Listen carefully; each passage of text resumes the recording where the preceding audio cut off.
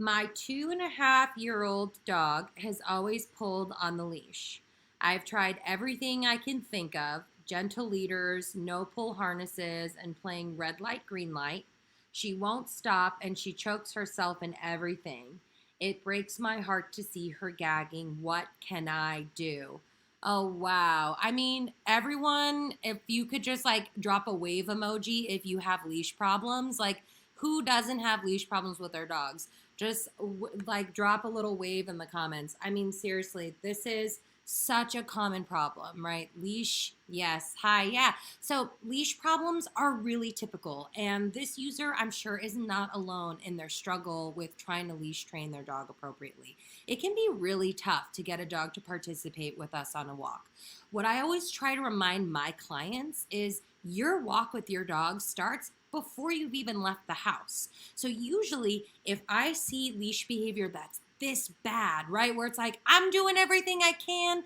This dog is driving me nuts. They're choking themselves. They're going crazy on the end of the leash. What that tells me is there's a breakdown in communication between you and your pet, even before you've left the house. So what I want you to focus on, if this is you too, and you're struggling with leash walking your dog, I'm going to give you an exercise that I want you to work on at home with your pets. Okay, so the first thing we need to do is build focus with our dogs. So we need to make sure that our dogs are focused on us. Now, if I can't get my dog to focus on me inside the house where there's no distractions, you better believe that when I get outside and there's the whole world going on out there, there's no way I'm going to get my dog to pay attention to me. So what I'd like you to work on when you're working on this leash walking behavior is get your dog focused in by practicing appropriate leash behavior in an environment where I know they can pay attention.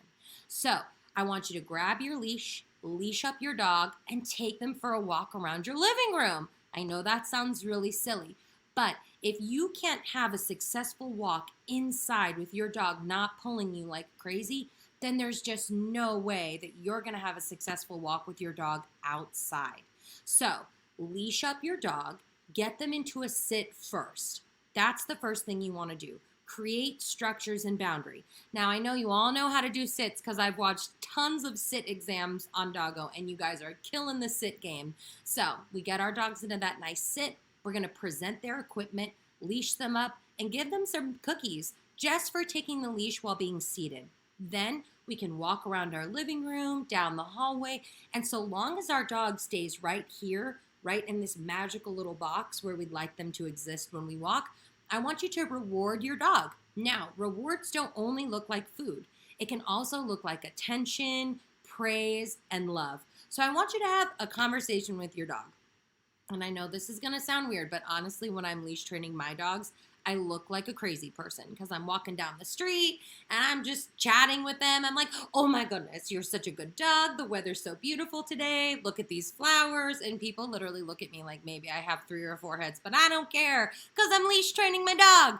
So what I want you to do is just really engage with your dog. And so long as they're looking up at you and giving you eye contact, they can have a snack.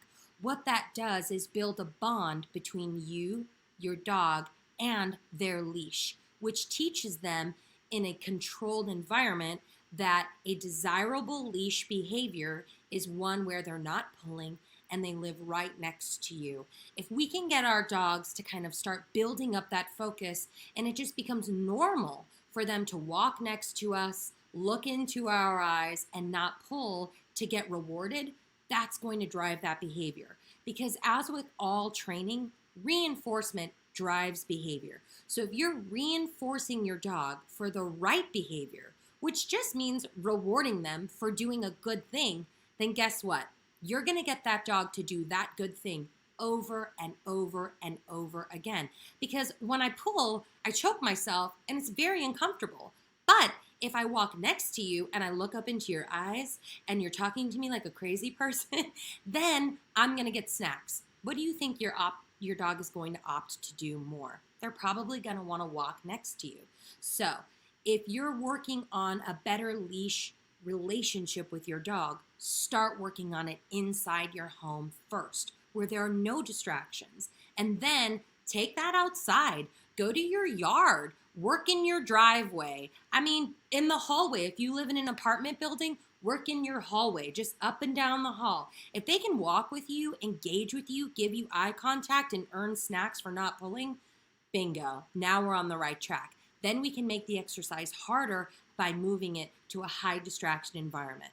So that's my biggest tip for leash walking. Remember that it starts inside the home before you've even left. So if your dog can't behave on a leash in the controlled environment that is your peaceful, quiet home, there's just no way they're going to be able to do it for you when you get outside. Hi, Amber. Welcome.